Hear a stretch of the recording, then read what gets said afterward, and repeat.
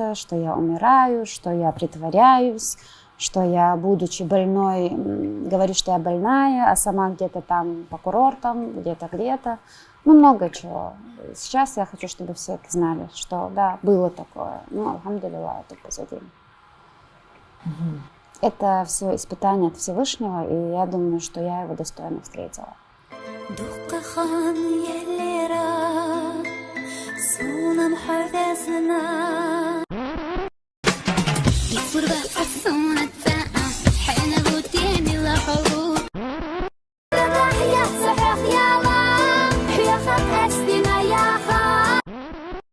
Я прилечу к тебе, только ты позови.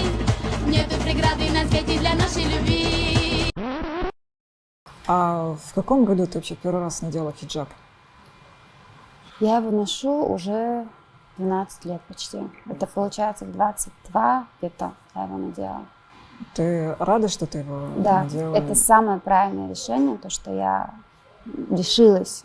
Потому что раньше, когда я видела, я как бы сама не понимала, почему они поют в хиджабе, зачем, как. Ну, это самый часто задаваемый тебе вопрос, скорее всего. Да.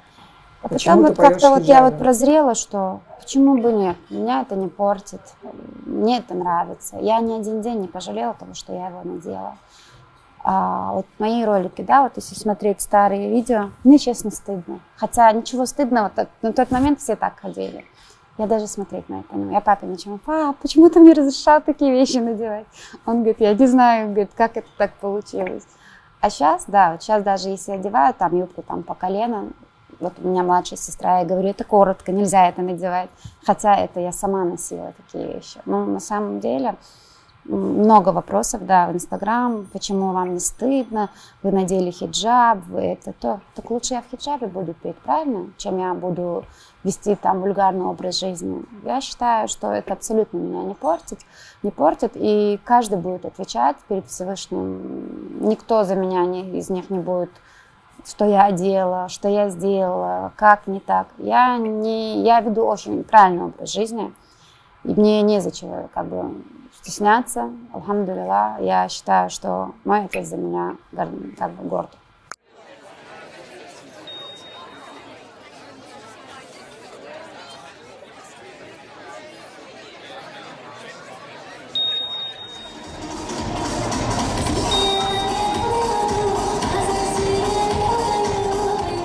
Как приходит заказчик? Он тебе пишет в Инстаграм?